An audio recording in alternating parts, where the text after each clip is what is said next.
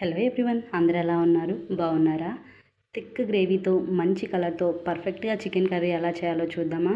ముందుగా welcome to our channel Jaanu blogs.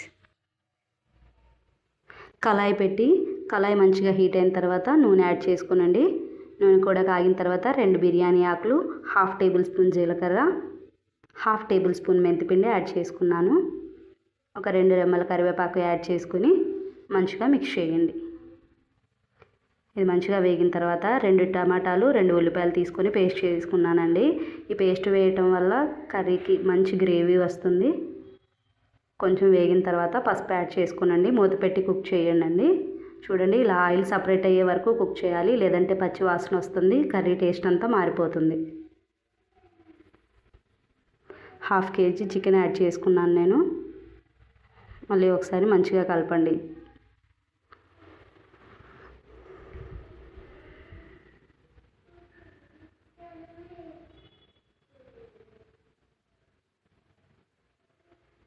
ఇలా మంచిగా కలుపుకున్న తర్వాత మూత పెట్టి కుక్ చేయండి. తొందరగా కుక్ అవుతుంది, ముక్కలు కూడా సాఫ్ట్గా ఉంటాయి. ఇలా మధ్య మధ్యలో కలుపుతూ ఉడికించాలండి, లేదంటే అడుగు పట్టేస్తుంది. 1 స్పూన్ సాల్ట్ యాడ్ చేసుకున్నాను. ఇలా సాల్ట్ వేయడం వల్ల ముక్కలకు ఉప్పు మంచిగా పడుతుంది. మళ్ళీ ఒకసారి కలిపి మూత పెట్టి కుక్ చేసుకోనండి. చూడండి, ఆటోమేటిక్గా వాటర్ వచ్చేస్తాయండి చికెన్లో నుంచి. ఈ వాటర్ అన్నీ ఇంకిపోయే వరకు కుక్ చేసుకోవాలి.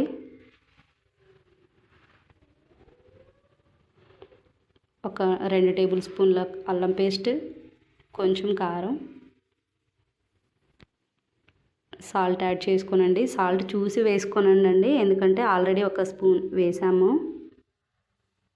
కాబట్టి చూసి యాడ్ చేసుకొని కలపండి. ఒకవేళ తక్కువైతే లాస్ట్లో యాడ్ చేసుకుందాము. మంచిగా మిక్స్ చేసుకోనండి.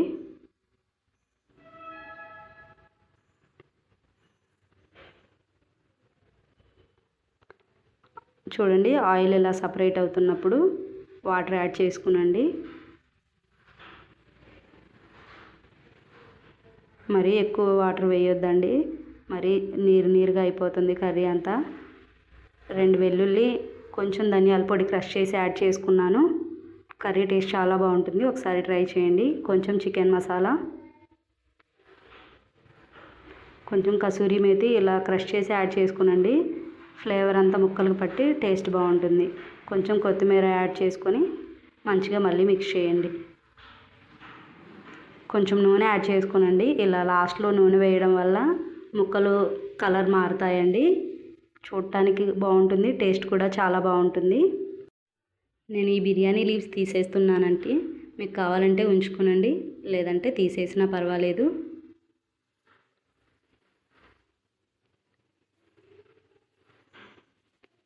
చూడండి, థిక్ గ్రేవీ వచ్చింది. కర్రీ టేస్ట్ కూడా చాలా బాగుంటుందండి. ఒకసారి మీరు డెఫినెట్గా ఇలా ట్రై చేయండి. వేసిన మసాలాలన్నీ కంపల్సరీగా యాడ్ చేసుకోనండి, అవి వేయడం వల్ల కర్రీ టేస్ట్ అంతా మారిపోతుంది. చూడండి, థిక్ గ్రేవీ వచ్చింది, మంచి కలర్ కూడా వచ్చింది. మేము బగారా రైస్తో సర్వ్ చేసుకున్నామండి. టేస్ట్ మాత్రం చాలా బాగుంది. చపాతీ, రైస్, బగారా రైస్, బిర్యానీ దేంట్లో అయినా సర్వ్ చేసుకునండి, టేస్ట్ మాత్రం అదిరిపోతుంది. డెఫినెట్గా ట్రై చేయండి. మీకు ఎలా అనిపించిందో కామెంట్ చేయండి. వెళ్తూ సబ్స్క్రైబ్ చేయొచ్చు కదా మామ.